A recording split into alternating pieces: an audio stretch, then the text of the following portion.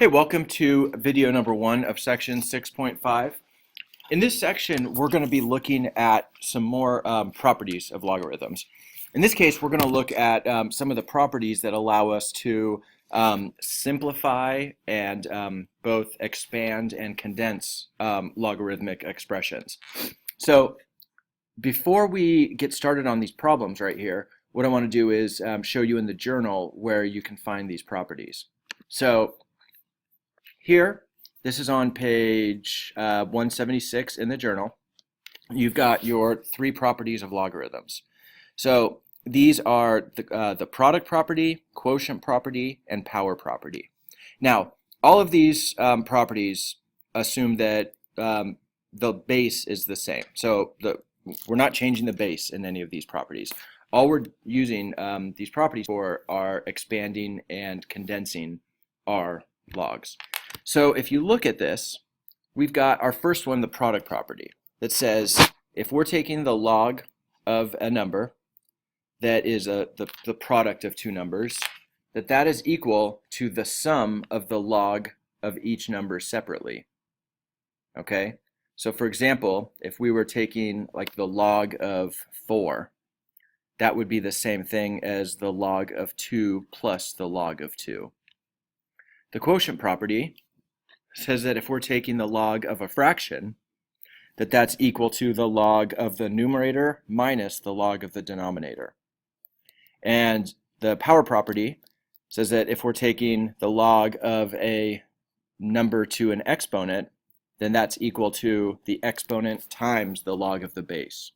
These are important properties. You should pause this and write this down in your notes right now so that you have it with you while we go through the rest of the videos, and also so that it's in your notebook for class and when you're studying for the tests. So let's go back and look at the first set of problems. So first of all, we're given a couple values for log base 2 of 3 and log base 2 of 7. So we're going to use these values to evaluate each logarithm. Well, the first thing that you should notice is that for part A, we're supposed to evaluate log base 2 of 3/7. Well, we're not using a calculator on this, and we don't have log tables memorized to know what log base 2 of 3/7 is. However, we do know the log base 2 of 3 and the log base 2 of 7. We know these values. And we can see that this right here, we're taking the log of a fraction.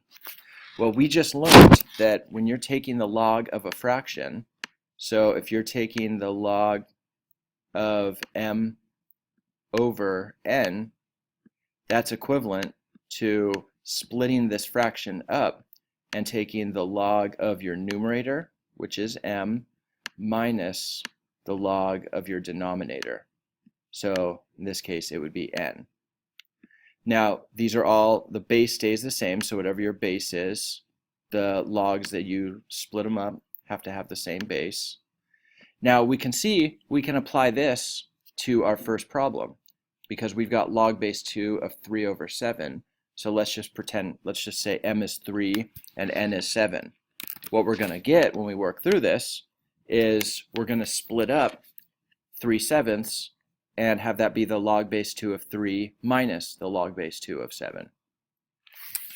Okay, so again, we just use this first property right here, the product property, to split up, or we use the quotient property, I'm sorry, to split up 3/7 into the difference of the log 3 minus the log 7.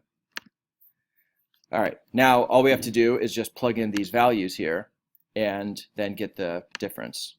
So in this case, log base 2 of 3/7 would be roughly negative 1.222 based on these values. Okay, next problem. So we've got log base 2 of 21. Just like before, we don't know what the log base 21 is, just like we didn't know what the log of 3/7 was.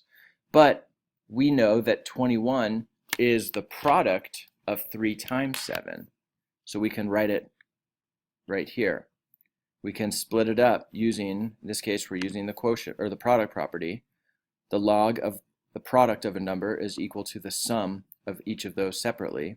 So we're saying the log of 21 is just the log of 3 times 7, which is the log of 3 plus the log of 7.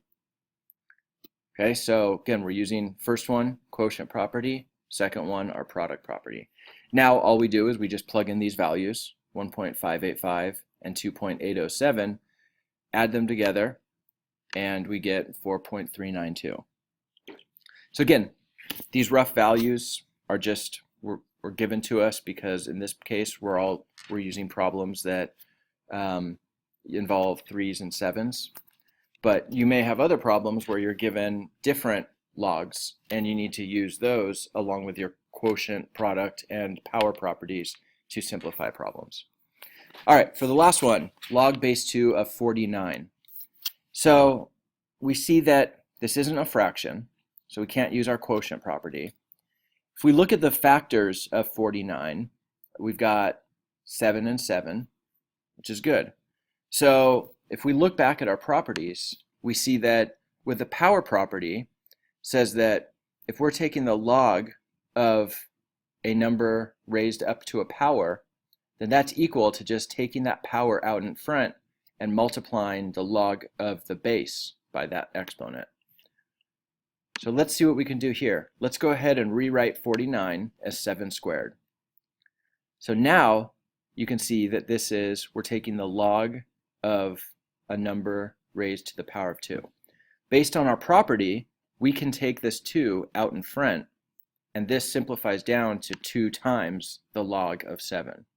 That's our power property. Now we just take log base 2 of 7, we take 2.807, plug it in, and then multiply it by 2, and we get 5.614. And that's how you get your problems here. So again, your 3 properties, quotient property, product property, and power property. You use those to simplify expressions when you need to solve for the value of a log, but you don't know the tables, or you don't know what those logs are equal to. So you're able to simplify or condense an expression down into logs that are of some meaning to you. So what I want you to do now is I want you to take each of these problems. So use log base 3 of 4 equals 1.262 and log base 3 of 5 equals 1.465. I want you to use those 2 values along with the 3 properties to evaluate each of these logs and enter them in as A, B, and C, all to the same answer box that I give you. So enter all 3 of these, label them A, B, and C, enter their values after you evaluate them using all of the different properties. Go back through, watch the examples again if you have any questions on these.